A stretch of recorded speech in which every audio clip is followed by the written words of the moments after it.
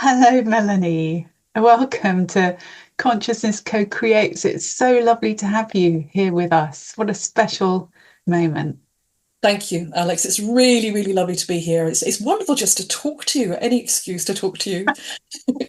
I felt we had the chat just recently, and I felt like you and I could have talked for 8 hours nonstop of just wonderful things and just gone on adventures and journeys into the stars, like your beautiful background, the cosmos. Oh, Is that the thanks. Milky Way behind you or something? I don't know actually. I think that'd be the crab leg blue. Not sure, but I think the problem is, as we should warn everyone, we're both Gemini rising, Yes. so we might pinball. So we apologise in advance. Really could talk forever, but it was wonderful. It was even nicer to meet you at Adrian's event in June, Mm. physically meet you. I remember seeing you across the room and you waving frantically and running over to me, and I was so happy to see you at last. We'd only ever met on Zoom, hadn't we? It was brilliant. Thank you, Alex. Yes, and thank you for being here. And just we met through the Earth Energies group. So for people who are interested in things like ley lines, um, different stories of the landscape, dowsing, magical mystery, elemental kingdom, fey folk, gnomic kingdom. I I mean, had everything. how did you get interested in that area? Because that's where we met and we sparked, didn't we? We kind of went, oh, How far back do you want to go? well, I where was feels right. I was a weird kid. I grew up being obsessed by the supernatural, the magical, the mysterious, the mythical, and not the mundane. But I was always fascinated by it since I was little. Mm. And I lived in the library and spent all my time reading about Greek myths and Romans and Egyptians and the Norse gods. And I was always, oh, and aliens. I liked aliens when I was young. I was very, very, because Uri Geller was around in those days. Oh, And I stayed up all night long when I was 10 to watch the moon landing. And I loved space, which is what's my background. And I even wrote to them and said, "Can I be an astronaut?" And I wrote this really lovely letter. And they wrote back to me and with all these amazing pictures and said, "We'd love you to be, but you're only 10. You have to be a bit older to be an astronaut." So, but they were so sweet, and I've kept everything. So I was mad on space and sky at night and Patrick Moore when I was growing up. So I wasn't the normal kid, but my husband said I didn't like dolls. He said if he'd bought me a poppet and pins, I probably would have been happier. But health reasons only. yeah, and so that would have taken you on a wonderful journey, almost like an odyssey. Just sort of it sounds like you felt like you were a sponge and you just wanted to soak up all the mysteries, all the knowledge from our ancestors. And where does it take you? It takes you to the stars and beyond. We are all stardust. I actually started dowsing when I was a kid because I got a book out the library, of course, Mm. at my second home, and I had a piece of string and I think was it a nut from my dad's shed because my dad was a carpenter, and I learnt to douse really badly then, but then I didn't do it for ages, and then I started thinking, oh, I can use it for plants and all sorts of things. So I've used it for years, but I never really thought of myself as a dowser until much, much later. And now I love dowsing. It's my passion. One of my many passions, but that's one of my strong passions. And the earth, anything to do with the earth. I grew up as a gardener. I was a conservation ranger. I've always worked with the earth. I've always worked with the soil. And I work with natural materials now. So it's Mm. earth dowsing and earth energies have always been something I've been fascinated by. And like you, I'm a house healer too. We Mm. do the same thing, don't we? So it's Yeah, wonderful. so it's our environment. So we're sensitive to and inspired by our connection to our environment, our surroundings, how we can co-create with nature Yes, very much so. and have that dialogue, have that conversation. Dowsing is a wonderful conduit for us to have that dialoguing. Yes. Um, and just just exploring and being in that liminal space wherever we feel held either by the trees in a sense of a sacred grove or tree temple. What in that landscape, because you talked about um, just the way you grew up with that sense of mystery, and you've ended up being really creative with natural materials, and you sit there on Zoom. Sometimes I see you making your beautiful beautiful creations. And so what inspires you most about the landscape and being connected with consciousness? What comes through and to you? How do you get your inspiration? Well, to answer first about the weaving, Alana Moore, who you'd know, calls them my mystic sticks. She said, "You always got your mystic sticks while you're working." But I like to make. I like being creative. But as far as what inspires me, it wasn't the world. Everything in nature. I grew up doing commercial horticulture, which I loved, but I didn't like the artificiality of it, the chemicals. Mm. I did ecology, so I've always been inspired by nature. And I ended up being a ranger in the woods I used to play in, which was lovely.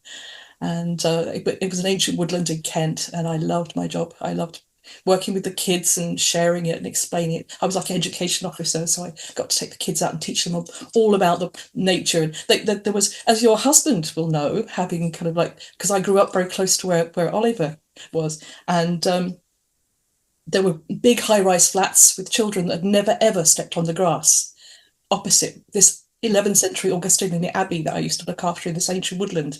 And it was a very difficult place to grow. It wasn't very nature inspired, Mm. but I got the kids to come, and my husband and I used to run a watch group every Saturday, and we got the children to come in and then gradually step on the grass and gradually go in the woods. It took a long time, but it made me realize how much we've lost our connection with nature and how important it really is.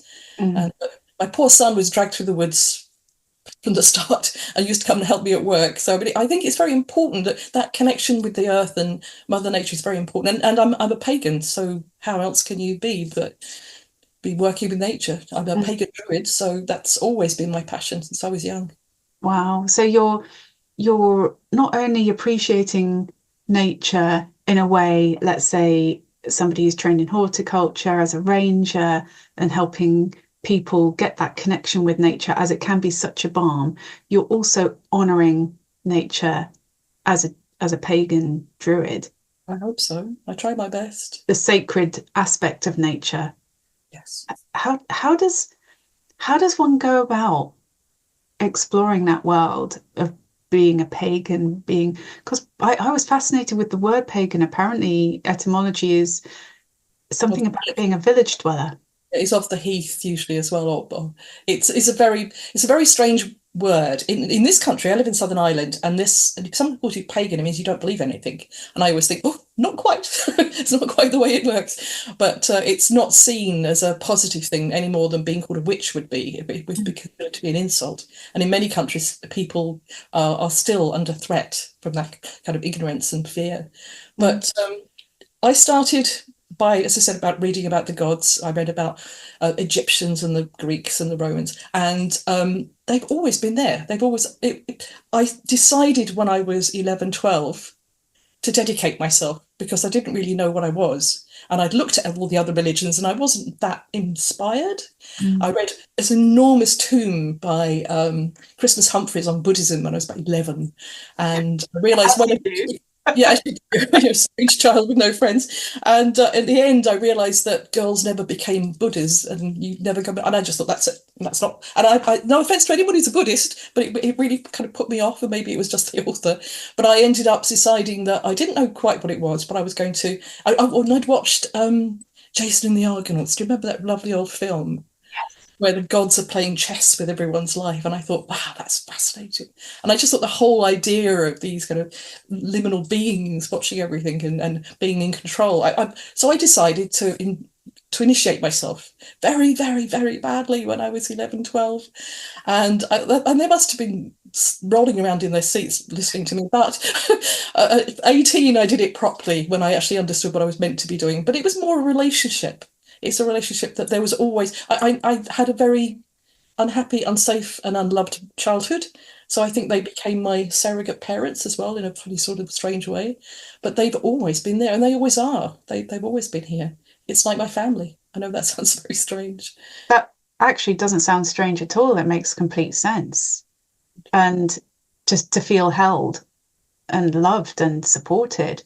Mm. And the sense when we connect with that higher consciousness, higher power, let's say, the creative source, however we want to refer all that is, or, the realm of the shining ones, however we want to call it. Whatever your name you give them. Yes, exactly. It just, as long as it feels right to you, Mm. when there's that sense of being held, that leads to a sense of faith and grace, Yes. ultimately.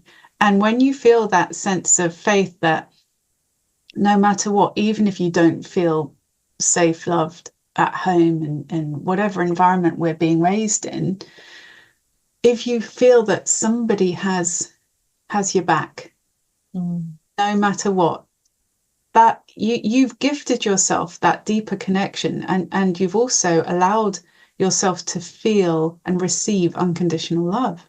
They've always been there for me. Whether I don't think it mattered what I called them when I was young. I just knew that there was something there, desperately seeking something, even as a kid. But I mean, I went through all sorts of religions, trying so hard to find it, and it was only when I stopped trying that I found them, which is rather ironic. But no, they're with me every day, and my husband's a pagan druid as well, so we both have the same outlook on life, which is wonderful. So that's a fascinating point as well you just made. When we surrender Mm. the need or the search for, oh, I must have this or I need something, and you allow it to come to you, that's again trust, faith, and grace. You allow yourself, you open yourself up to receive, because you're not trying to grab hold of things, let's say, or seek. Seeking is a really important part of the journey, right? We need to seek and inquire. We need to sort of cultivate the intellect of discernment. So you were discerning through these different religions, and just, understanding and also feeling and having that knowing sense. Is this right for me? Oh, Is it this was. my Yeah, home? you know in your heart when something's right. It's like your heart sings, and my heart has been singing ever since. I love what I do, and I love upstairs, as we call them. But or the management, as Hamish would call it. I've heard Adrian saying similar, Mm. and also the highest of the high, as well. It's just so. How did you go on this journey? So you had this sort of moment where you kind of drew from the best of your abilities, age young, pre-teen, an Yes. invocation and a sort of initiation, right? That's Mm. amazing. What happened next? Where did that take you? Oh gosh, where did that take me? When I was 11, a lot of things happened. It Mm, was like I woke up. At 10, I realized that I wanted to be a vegetarian because I didn't understand what we were, when you get fed and you mm, don't know what you're eating. And I was adopted by an Irish family who mm. meat was everything. Every meal was meat. And I didn't really like it. And so I decided I wanted to be a vegetarian and was told that I would die if I didn't eat meat. And I Gosh, thought, that's a serious thing to oh, say. that was it. That Wow. was it would be dead. So I went to the library, looked it up, and had all these people all over the world that have never eaten meat. I came back and said, "Look, I won't die." I must have driven my parents mad. And so it took me until I was 11 to kind of actually say, "No, I'm not eating this anymore." And I just ignored it. I just ate round everything because I couldn't. So I became really passionate about being a vegetarian, and I still am today. Mm, And not fanatical, but just it's just not for me. And my son grew up as a meat-eating vegetarian because mummy didn't know how to cook meat, and I think I would have killed him if I tried. So he even now he'll come here and eat meat, vegetarian, and have no problem. But I've never stopped him doing whatever he wants, or my mm. grandson. And but then the other thing that kind of happened was the finding the gods as well. But the I got my first pack of tarot cards when I was 11, totally by accident and in a really strange way. I was thinking about your previous guest, Lisa. My parents were so concerned that they put me in a observation ward for a month because they thought I had loads of friends, but none of them were real. And that was fine. I was very happy. I wasn't bothered.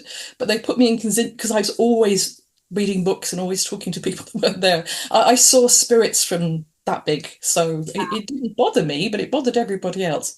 I sat and watched my uncle sat at the funeral together with his funeral, chatting away all the way through it. I didn't know it was my uncle. Also, I had all these weird experiences growing up, and so I didn't think it was strange. No, But it was my normal. It was it, every day to you, it right? was it was just the way things were. I was adopted, so I was different anyway, and anything I did was different, but that didn't matter. But that I was very aware that there was more in the world than everyone could see. It took me a long time to realize everybody else couldn't see it too. Mm, And so they put me in this world, and they were lovely. They were really lovely. And I didn't see anyone for a whole month. Not anybody came to see me or anything. I was thinking that I'd be here forever.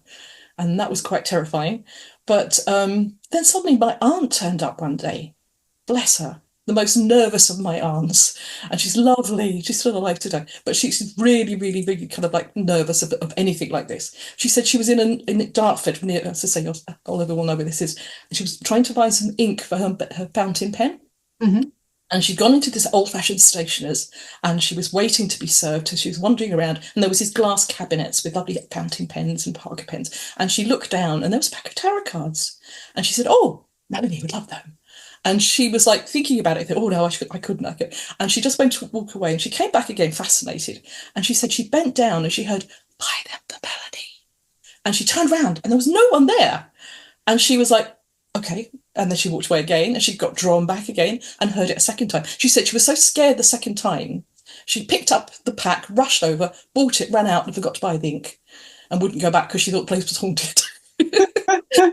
And she turned up with these cards. And traditionally, now this isn't true, but traditionally the folklore is you're supposed to be gifted your first pack of tarot cards. And I have them still. I still use the same pack. I've never used any other pack. Wow. And they literally changed my life. I took my tarot cards, and it's the only thing I had other than the library in the hospital, which I did find. And I literally spent a month, it was about 3 weeks, reading these cards and understanding them, and reading the cards for all the nurses, which I thought was wonderful. They were all like, "Oh, let's learn together." So that all those things happened at the same time, which I think is really curious. It's almost like I woke up.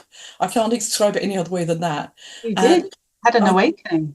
yeah, and I've been reading the tarot cards ever since. I love reading the tarot. It's my passion, and it kept me alive a few times as well as a single mum. But it really made the world so much more exciting. And unlike bless Lisa, I wasn't terrified. I was fascinated. I thought the most incredible things in the world. That's But amazing. Just to be gifted your first pack like that, and that your aunt had the whisper and she acted on it. Bless her and thank her. That's such a brave thing to do if somebody's of a nervous disposition to sort of act on it. It's beautiful. It's sort of certainly it feels that this has been ordained for you, Melanie, to awaken at that young age where you're open, and you've also preceded that awakening by your interest and intuition in exploring the myths and the ancients. When tarot, it's a lifelong journey, like astrology and looking at the stars and just how expansive and limitless it is. But you've already got those symbols, those archetypes laid down in your being from the stories you've been reading. You understand that already innately in almost like a muscle memory, right? So it must have felt like sort of swimming in a very familiar sea. well, I loved I loved the Jungian psychology. So I read the tarot for a little while. Then I met that they found this amazing book by a lady called Rachel Pollock, who's recently died, but bless her. And she changed my life again. Most of the books you read were so dreadful, but she was using the Jungian archetypes, and it Mm. totally transformed the way I read. And she even read my cards once, which was so exciting in London in Mysteries. I can't remember a thing she said because I was so in awe of this woman. And she had these enormous hands. I know this sounds really weird, and I love Rachel Pollock, but I couldn't take my hands off my eyes off my hands because she had these enormous hands, this little twin set and pearls, and she had these big hands. I thought, I worked with men all my life. I said, that they're not women's hands. She was transgendered. I had no idea she was one of the first people ever to be transgendered. Wow. And so she had that whole way of looking from both angles. And in the cards, you've got the world dancer, which is basically a hermaphrodite. And Yes. so for me, she's always been the world dancer. She's always been kind of, she could see both sides, and she is amazing. She's absolutely, anyone who wants to read the tarot, read that book, or both books. It was Oh, so, wonderful. I'm going to make a special note. I'll put it in the notes for this conversation because it sounds amazing. it's a And very interesting book. It was just very, very new in those days. mm, and also Jungian psychology has always really appealed to me as Mm, well, the collective unconscious. exactly. Yeah. And just the understanding that this myth interest, let's say, that we all somehow on some level are tuned into. It's the hero's journey, it's the story of the soul, it's the aspect of our unique combination of archetypes, and how can we look to the unity of that consciousness? How can we all play in this space together? And I got a sense that Jung was really in tune with that. And it was very different to the Freudian approach of almost like separateness, or everything comes from the brain, which Mm. is somehow unraveling a bit more now, Oh, isn't it? yeah. It is. Mm.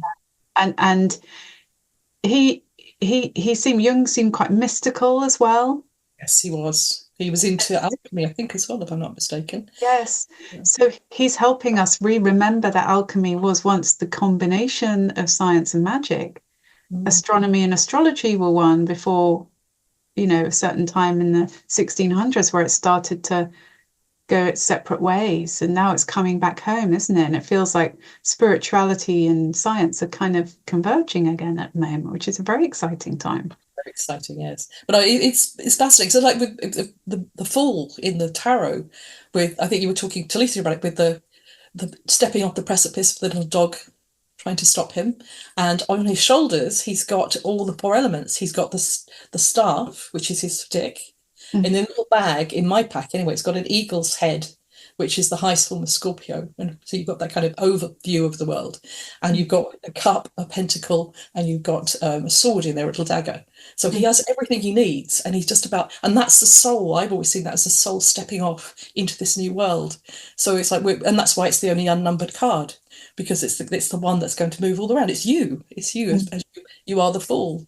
Mm. And you enter this world as new, hopefully, and ready just to learn and make mistakes and learn from those mistakes. I mean, that's the whole point. If we didn't make a mistake, we'd never learn. So we're here. This is Earth School for me, anyway. Isn't it?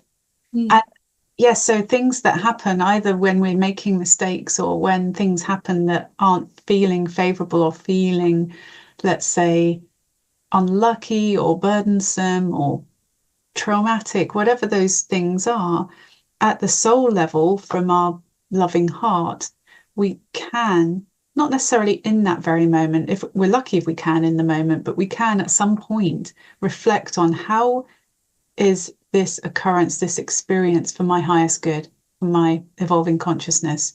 How can this be helping me to learn how to be a better human being or a soul in a walking body temple, however we want to see it. So you went on this journey to expand your consciousness. You had this instinct and you were drawn to the mysteries, to histories and to the stories of the soul almost. And you had this beautiful gift of the tarot Oh, I love my tarot, yes. come into your life. And it's been a note for you, hasn't it, all the way through? It's a sort of dialoguing with consciousness. Mm.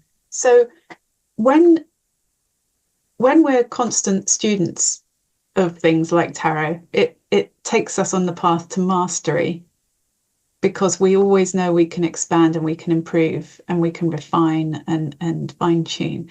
Now, did you indicate your t-shirt is It's something the to high do with priestess in the tarot, the high which priestess.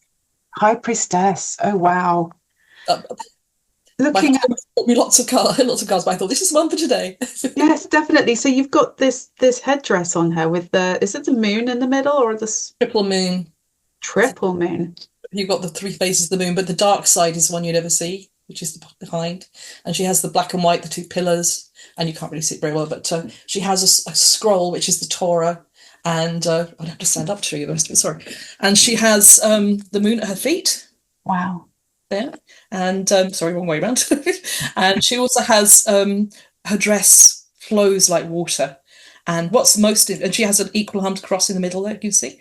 Yeah. And the veil behind her. Now, this is interesting. I'll sit down to this. The veil behind her is how I actually start the tarot, because I've always seen her as the gatekeeper, like the subconscious. You're saying about the collective unconscious, which is what we use as dowsers, the information field. Yeah. Same thing.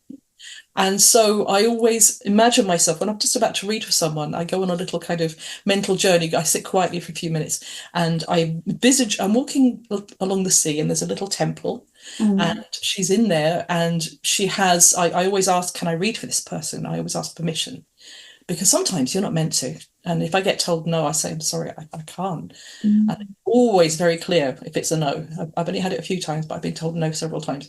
And but the cloth here is like pomegranates and palm leaves, so it's almost like the underworld with Persephone. And so when I get permission, she pulls back that cloth. And I don't know if you can see, you probably can't see. There's two lines here. This is the unconscious. This is the sea of the unconscious. So when she pulls it back, you have this deep, bottomless ocean of knowledge. And I don't know if I'm always plumbing it very well, but I try my very best. But I feel that she gives me, and she often gives me, she'll give me a word or a sentence, and I think, okay, I don't know what that means yet. And by the end of the tarot, I think, oh, that's what it means.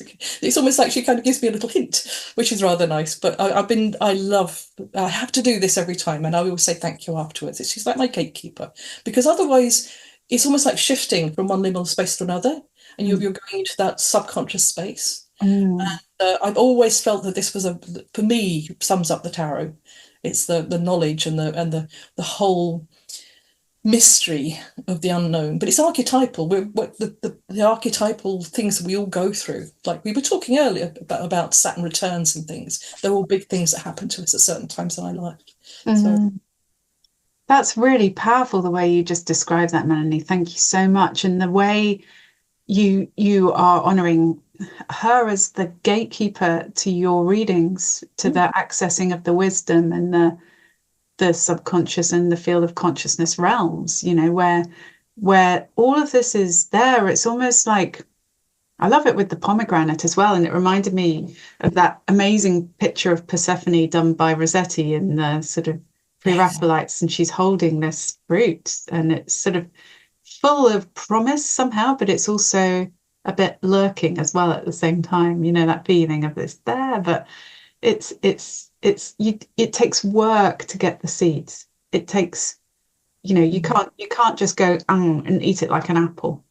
No, you have to work hard to get money from it. But that was the whole myth of how the Greeks understood winter, because the Persephone was a core when she was the young girl picking the flowers in the field, and Demeter, her mother, the earth goddess, and then she was captured by her uncle, I might add, Hades, on the agreement by her other uncle, who was Zeus, who was dragged her into the underworld as this poor maiden, and then she was kept there, and she wasn't allowed to leave.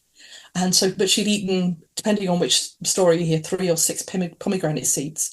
And so when Demeter finally found her, with the help of Hecate, thank you, Hecate, then she was trapped there until she couldn't leave forever. She had to go there for 6 months and then come back for 6 months, because she'd eaten of the underworld. A bit like going with the fairies, you don't eat the food of the fairies.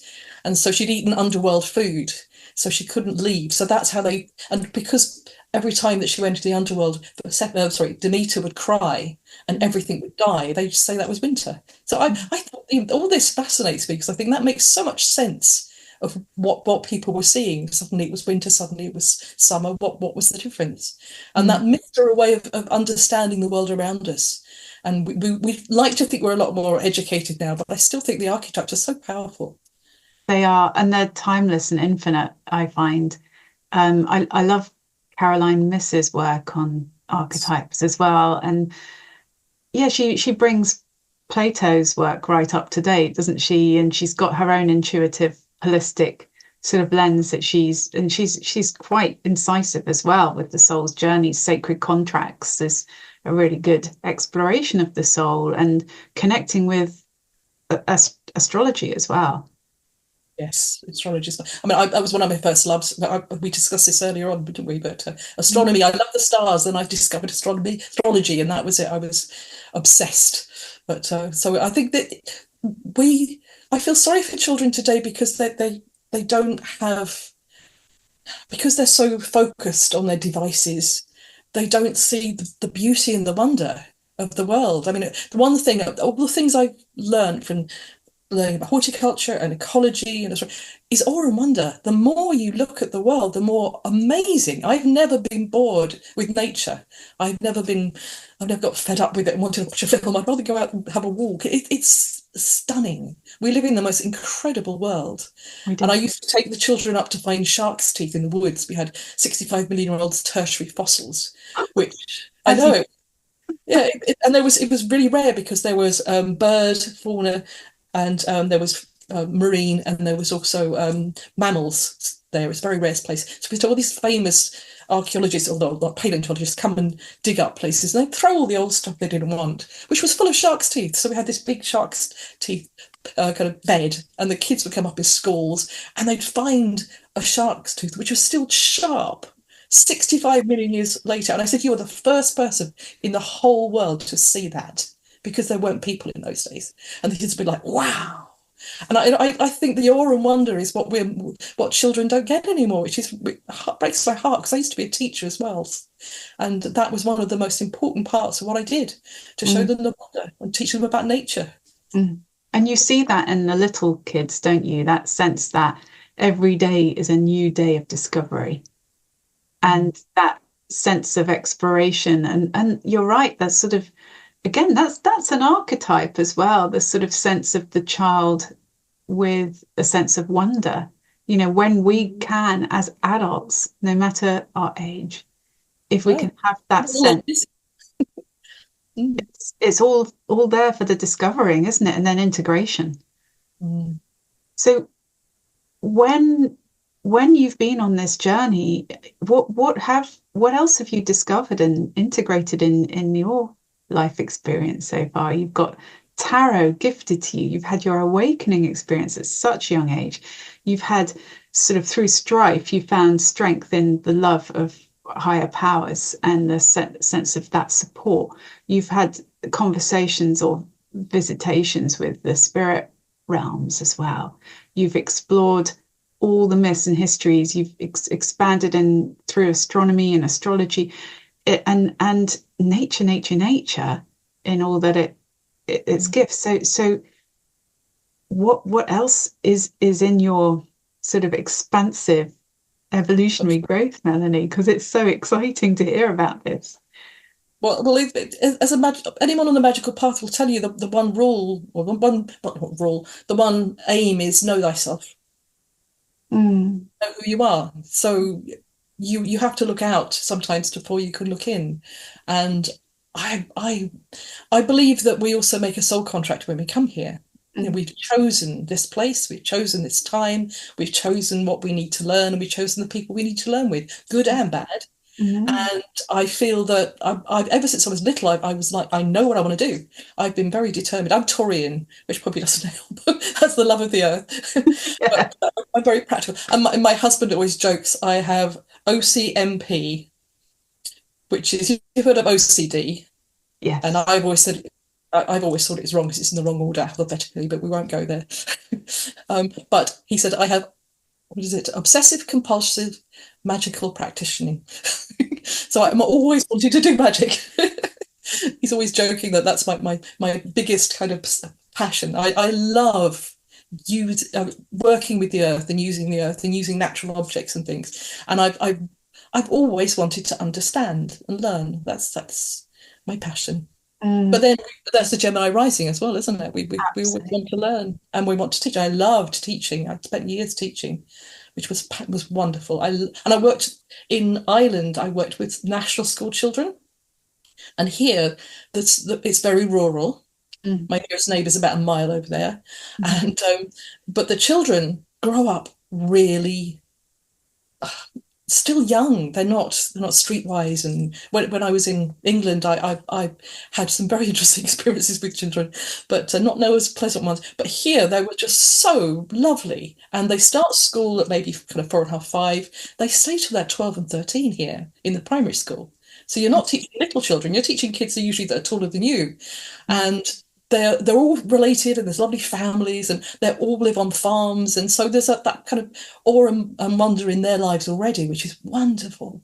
And I got to travel around with this heritage scheme here, Heritage in Schools, which is an amazing scheme. And you go and you present. I either taught them horticulture, or I did straw work. And I think I was joking about this. I went to a school in Killaloe, which is not very far away. And after I'd been doing what I was doing, the lady said to me, "I don't mean to be rude, but you look a bit like a witch." And I thought, okay. He said, "It's Halloween soon. Would you come and be our witch?" And I thought, okay. And it's really big here. It's like America. It's a vast thing in Ireland because it's where an awful lot of the traditions came from. I mean, in Halloween, and Samhain is the month of November. I mean, it's all Irish. Comes a lot of it comes from here. So I did the research, and I turned up at the school dressed up. She said, "Oh, you've even got the clothes." I said, "Isn't that strange?"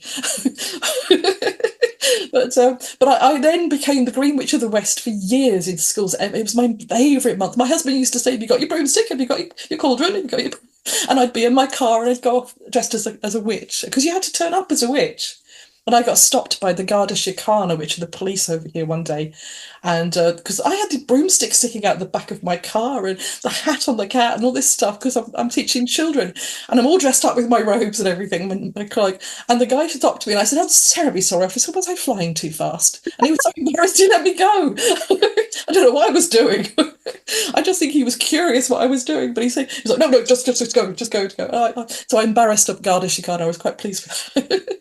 They're lovely there. They're really nice here, but no, that was fun. So I taught them nature. I used to teach them all the nature games, and we'd play all these normal games that we would of ecology, but I made a little kind of twist with like werewolves and all sorts of things we'd turn things into. But the kids were great. They used to love it, and the teachers dressed up more than the kids did. The kids went for it, but the teachers went for it and some, and Wow. they up as like the Black Widow and in incredible costumes, and they all loved it. The whole school transformed into this kind of Halloween Hall of Fame. It was incredible, but the kids really loved it. And I travel around doing this, and the kids once actually dared me to go and post a parcel dressed as a witch, which I did. They were all waiting outside watching, and no one batted an eyelid in the whole queue. I'm standing there with my parcel and my hat and my broomstick. It was hilarious. There's a great sense of fun here with the young, which is lovely, and they are so open to it because they live in such a wildly kind of rural place, and it's so beautiful here. Not that I'm a fan of Ireland. I love living in Ireland. It's my passion as well. Beautiful. And it sounds like you've really been honouring, as well as their sense of wonder and also a bit of fun and mischief as well. Lots of fun. You're helping young children be aware of, let's say, the unseen, and the In a mysteries nice way. In a in a nice way. very gentle way. Yeah. So it's really that word magical. It just feels magical the way you've described it. And how can somebody be magical if you're interested in magic, let's say, and nature? How do you go about exploring in that realm and bringing those two things together, perhaps? It was a lot easier now than it was when I grew up because it's very, very, you have social media now, which we never had, which I'd actually be more careful of than anything, to be honest, because there's an awful lot of people out there who do not know what they're talking about and are giving the wrong information and doing it just for money, which is not what it's about. It shouldn't be finance. It should be something that you wish to do. And read myths, read legends, go and play in nature, talk to the trees, hug the trees. I know it sounds really twee, but being outside you've got to have a love of nature before you can ever step on the path. And I've known pagans who don't like the dark, and I'm thinking, Why are you scared of the dark? We're the most scary thing out there. We're humans. That becomes more scary than a human. But they're all terrified of the dark. And I'm thinking, no, not everyone. I've had a few people I've had to say, no, we're doing this ritual outside. We're not doing it inside. And it's a matter of being practical. And have you ever read Terry Pratchett? A little bit, one book. I can't remember the book, but it's really fun to read, isn't Oh, it? he's lovely. He's lovely. If I was going to recommend any book for people to read, I know it sounds really stupid to say a fiction book, but his series, Tiffany Aching series, We Free Men, he had 5 books in the series. They are magical. They are really magical because it's not Harry Potter. It's about a young girl who suddenly discovers she's a witch when nobody around her is one. So I suppose I identified with the weirdness, but she's terribly practical and very, very capable and Mm. not at all fluffy. She's extremely rooted and grounded. And Tiffany Aching is this little girl that suddenly grows up and discovers she's a witch. But she does it in a very beautiful way. And she has these little wee free men, which are the little tiny MacFeagles. If you imagine a very small blue Billy Connolly in kilt. There's a whole tribe of them, and they are the most adorable things ever. Treat yourself and read the Wee Free Men. It's very funny. I read it to my son. I thought, God, this is good. This is brilliant. And but the whole story shows her growing up and all the practicalities of being a witch. And it's not always pleasant. It's not always nice. It's not always safe. But they're a wonderful series, and they're for kids of all ages. But Mm. I always recommend those. There's lots of magical books out there that will tell you how to do things, but you have to understand why that you're doing it as well, which I think is the most important thing. And That's we're here to help people and to serve people and to support people when they need help. That's the most important thing. So it's a part of service. that's really powerful when you say that, Melanie, because the purpose behind it, the sense of the why, that gives you the opportunity, let's say, to be of service with a positive intention that's very fulfilling in its nature. It fills the soul's cup and heart's cup, so to speak. But it is so grounded with that purpose that it anchors you in a really high vibe way, I would say. So you're not all fleeting here, flitting there. It's centered, like, why am I doing this? That's where the intention comes in. And that's when I find when there's that intention there, things just come towards you. You get gifts in your path, and you get the affirmations from signs in nature, let's say, or serendipitous interactions or meetings or events. You just get that feeling of, I'm connected. Yes, I'm treading this path. I'm going forward and I'm being of service. And also it's a magical journey too, of one of wonder and delight. It's very much a part of service, and people. I listen to people, and they're sort of the bling and the prettiness and the tarot. I've got 15 packs. I have one pack of tarot cards. I have others, but I never use the one because they're my working pack. Mm. And with it, I find the commercialism a little bit hard these days. But it's if you don't have a love and passion for nature, then are you really pagan? I don't know. Maybe that's just me, Mm. but I've always felt that I picked up tons of litter as a ranger. I've dredged ponds. I've looked after trees and birds, and I used to always bring these animals home that were kind of damaged, and my son grew up with all these weird animals in the bath and things, and it was you've got to love nature. You've got to really do and I know it's a really weird thing, but being a vegetarian and a pagan. When I worked for the council, the cleaners, the road workers, they'd often find roadkill or things that weren't quite dead. And I'd get this call going, will you come and put it out of its misery, please? Because we can't do it. So I had this spade and I used to have to go and decapitate things. And it was just like, but I couldn't not do it. It was just like they knew I would do it because I cared. And they said Yeah. that it was really weird. So I used to be the one they called when they wanted something kind of dispatched as well. Because I think death and birth are very much what the old-fashioned witches were all about. They brought you into this world and saw you out, as Granny Weatherwax would say in Terry Pratchett's book. But Mm. it's a compassion and an understanding that everything has a soul and everything is animated. I Mm. suppose being an animist would be the best way to explain it. I've always felt I was an animist because everything has soul, everything has spirit. And so Absolutely. recognizing that we're all spirits, it's Yeah, important. it is. And seeing that sense of consciousness and light in everything around us, whether it's a tree, a Mhm. rock, and an animal, whatever it is that we see in our everyday experience, and getting out in nature as much as possible. When when you're working with your um is it corn? Because you make corn dollies and you make these I'm a really heritage straw worker, so I work with wheat and I work with oats mainly. wheat and oats. Okay. So how how did you emerge into that? Because that's some really traditional ancient skill. And how do you Another feel weird when you're thing, doing yes. it? Oh, I love the corn. When I was 6, we went on a school trip and we lived on the edges of London. I was discussing with your husband the other day. I always say that if Kent was the Garden of England, I lived in the compost bins because it wasn't very nice where we lived. So we went to a farm and it was like, wow, this is real nature. And I was absolutely blown away. And what really struck me was that the farm milked sheep. Ah, I know. I've never ever seen another. They obviously didn't catch on, but we were showing these lovely sheep that were being milked, and so it was fascinating. I'd never seen a sheep until I went there. It was really fascinating. And we went into this barn, which was like the place where all the kids bought the sweeties at the end of the day. It's like a little shop, kind of farm shop, and everyone was rushing up to get these big old jars of sweeties. And I took one look up, and I saw above me a cornucopia, a little tiny cornucopia of made of corn. And it was like this golden amulet suspended above my head. And I was like, wow, that's what I want. And I didn't want sweets. I only had, in those days, this was the 60s, I would have had like, tiny amount of money. And, but I asked the lady if I could have it. And of course, it was up there and she had to get a step ladder and she had all those screaming kids. She must have loved me. But I took this thing home and I cradled it like a baby all the way home. I was absolutely obsessed with it from 6, and it lived in my bedroom. And my adopted family had come from Bantry Bay, and they were farmers, and they farmed and in Howbury Grange, which again Oliver will know.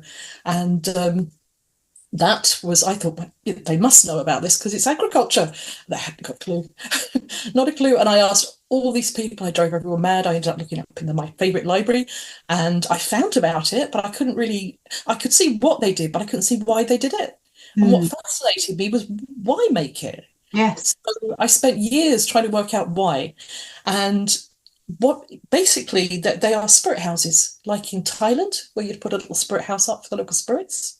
And when the corn was cut, it became they believed that the spirit in the corn would be running ahead of the reapers. And so they cut the corn and a hair would run out or a corn crate or something else. And they'd see all these little kind of harvest mice running around. So they think that was the spirit of the corn that was making things grow. And Mm. so they used to chase these or cut them. And they believed that the spirit of the corn would go into the last sheath of the corn. And that was its last hiding place. It had nowhere else to go. And so to cut that, they did it with great reverence and with respect. And so they'd actually cut that really, really. They made lots of games, especially in Ireland. They did incredible. I used to get the kids to do all this with like plastic sides. It was great fun in the playground. But they would make this corn dolly with the last sheath. So it was seen as that the magical kind of connection, and that piece of last corn would contain the fertility of the land. So they'd all make little kind of like knots to wear, little harvest knots, and they'd wear them as like a good luck charm. But they'd also have to make a caliach, which is the name of my business, And the Kyloch or caliach was the old woman or the hag or the witch in Irish, and it was always the winter goddess. Mm. So what would happen is they'd make this last sheep and they'd make this cadillac and the spirit of the corn would pop into that as a spirit house. And then that would be taken to the farm. Quite often, the boy that was actually got to make it was unmarried, Mm. and all the girls in the whole village would then chase him all the way to the farm, usually with buckets of water. I used to do this for the kids. You can imagine hundreds of kids running around doing this in the field. It's hilarious. And so they'd be trying to throw water over the cadillac, but obviously get him as well, the girls, the evil. And so it became this whole chase back to the house. And when he finally got to the house of the farmer would sit him down as pride of place, and he'd be like the guest. And the Mm. first unmarried girl that walked into the room would be his new wife. and it was matchmaking. They would have literally pushed somebody in that they preordained. We actually did this in the school one day, and this girl just walked in out of the blue at that exact moment. I said, "And there's your wife," and they were, and the kids were in stitches because it was just so arranged, but it was just one of those funny little synchronicities. Yeah. He was 6th year and he was a 5-year-old, but never mind. That would be even funnier. But so the boy would then they'd be ready, kind of. They'd put the kayak above the meal, and everybody who'd been cutting the corn and working in the field for the farmer, there'd be a big harvest festival kind of big meal where the farmer would feed everyone, and the kayak would be above that and would be blessed, and then it would be taken by the farmer and kept in the farmhouse where it would be safe until, because the wind and the rain and the cold and the winter. And then on the first day of spring, which is usually St. Bridget's Day, over here it's not really spring-like, but never mind, that's a theoretical day of spring, they'd take it out into the edge of the field they were thinking of pulling the next corn crop, and they'd bury the kayak in there so the spirit would go back into the land. And for me, it made so much sense to me, and I thought that's why they made them. And I've always wanted to know why. I'm the annoying kid that's still 3. Why? Why? But it made so much sense. What you've just said, Melanie, makes so much sense. Like you just said, it brings it all back home almost. It makes it feel right. You're honouring the fertility of the land, the spirit in the field of whatever the oat or wheat is, and just by turning that into something creative, you are co-creating with that. Mm. It's just stunning, and maybe we can put some pictures up on this video at some point of the work you've created. So when you're doing that work, I can imagine how it might feel now because of the story and the meaning behind it, and how beautiful that is, and how, I just love it that there's a custodianship of that spirit, and then you rebirth it, regift it back to the land when everything's growing again. And there was also a thing that some people, if they hadn't got their crops in, the neighbours used to take theirs and throw it into their field, because that meant they had another mouth to feed. They had to feed the witch in the winter, and it was always harder to find food in the winter. So if you had yours done for your neighbour, you might even throw it into their field. So then they had to look after that as well as their own. It was very, very competitive as well in the old days. But it's magical. I just love the whole magic of it. And I think it goes all the way back to Egypt, because I read about this in Egypt. And when I was reading, I thought, I remember this, because it was a whole thing about they used to literally, if a stranger walked past when they were cutting the corn, they would take his head off and bury him in the ground. And I wonder whether there's a connection. I've always wanted to explore that more, because the blood and bone, I suppose, would do the crop the world of good, but not the stranger, sadly. But there's all this wonderful stuff comes back from the myths. So I don't know how connected it is. But there's still people that cut the corn and cry the neck, and it's lovely. I think it's mostly where you live now as well. Mm. You have to find out. You can go to a proper ceremony where they're crying the neck, as they call it, because they call it the neck as well, which I think is always very interesting. That's really interesting with that connection of the Egypt example. Wow, it's magical. I love the corn because they're all spirit vessels. And the other thing I was actually thinking about this, talking to my husband the other day. One of the things with magical things in the old days, a lot of women did very repetitive tasks. Now I get museum orders for like 150 of one thing and 200 of something else, and so I'm sitting making the same thing, which is why my mystic sticks are going madly on the Zoom, and because I have so many to make. And when I'm on my own, I might put music on, but I use that as a way of imbuing. So I'd be working away, and in the old days, they might be spinning and doing a spell, or they might be cooking, and often they'd sing, because the word charm comes from song. And so people would sing the song because they couldn't read, but they'd sing a charm or they'd sing a song, and they'd know once they finished that song that the dinner was ready. And that we've always had this, especially women, we've always had this ability to work magic, even when you're knitting or weaving or spinning. And for me, I plait. I don't weave. I'm not a weaver. That it would be the same if you were a willow weaver, I suppose. But I've always plaited the intention in what I'm making. So if I'm making something, I made a little baby's rattle for a lovely lady who we know, Dawn, and she's just become a grandma. So I made a very special little rattle for her grandson, and I asked for wishes So she gave me the wishes. I usually ask for 3 wishes, and I put them inside the handle, and then I plait over them so they can't be seen. They're all facing the wrong way, so nobody can see them through the weed. But they're inside the handle, and then I Mm. plait it with intention and love and bless it. And I use my dowsing for that as well. And then when they shake it over the baby, the blessings are delivered.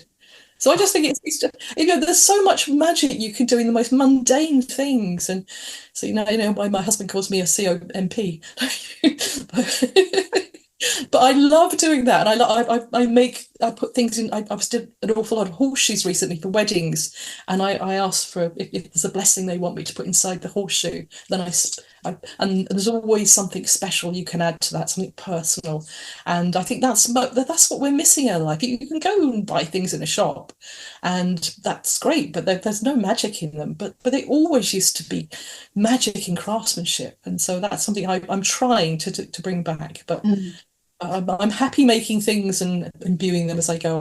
That for me makes sense. But Oh, absolutely. And that just it brings everything together from our conversation, what you've just said there, where you've got the magic, you've got the blessings, the wishes, the intention, and then the the love. song and yeah, the charming and the love and just the passion you have as well for imbuing and creating, and also honoring the artisan, honoring the craft, honoring that handmade, heart made, you know, beautiful thing of love. I mean, if I was to see your work somewhere, I know I would be magically drawn to it because I'd feel what you've put into it. I hope so. Mm. I work with a very I've worked with a very interesting shop over here, the only witchcraft shop in Ireland. It's called the Woodman's Realm, and it's in Skibbereen in County Cork, and it's wonderful, run by 2 amazing people, Marie and Craig. And I, when I started my business just after during lockdown, they contacted me and said, "Oh, we're just looking for kind of pagan craft people." And I thought, okay, and I've been working for them ever since, and I've been honoured to make fetishes for them for their windows, for their big displays. And the first one I ever made, they said, "We want a wicker man." I thought, witchcraft shop that burn you to the stake, because they're not exactly the most positive thing. But they said, "No, we want a wicker man." And so I thought, I can't make a wicker man, but I thought I'll make something else. So I ended up using straw boys techniques because I make the costumes, and I made this big fetish, which I'll send you a picture of. And I made him. I did a little herbal spell inside and empowered him. But I took him out. I made a lot of him out in the garden because he was so big and it was a beautiful day on the bench.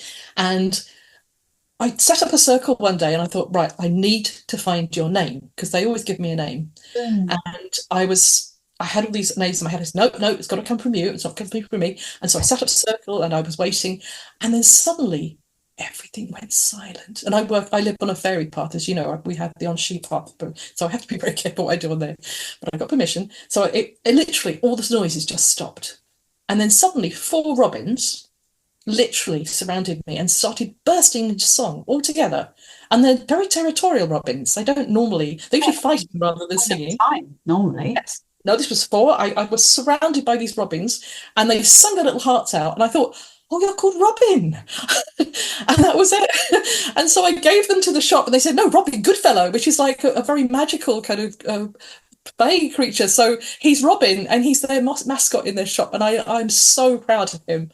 So I had the blessing of making lots of magical things for the Woodman's Realm, which is the most amazing place. Anybody goes to Cork, go to the Woodman's Realm. It is a stunning place.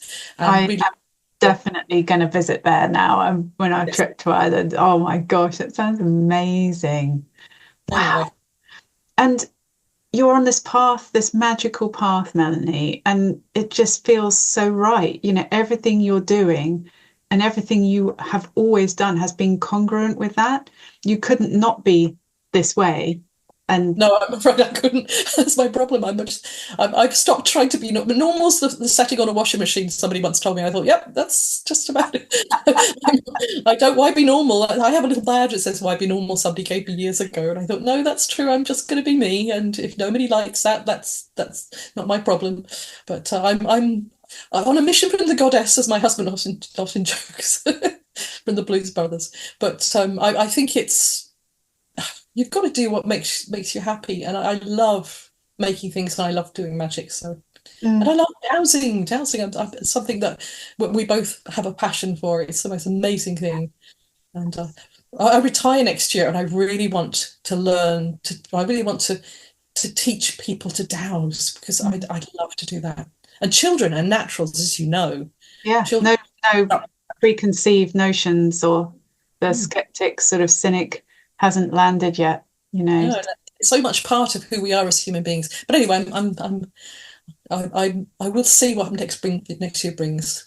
That's amazing. So you're naturally a teacher, you're naturally a co-creator with nature and magic, and on this basically just wonderful, expansive, illuminating path. And thank you so much, Melanie, for sharing your journey with us. I am honored, honored, honored, and just so grateful.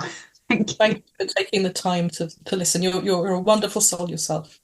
Um, maybe we should interview you next.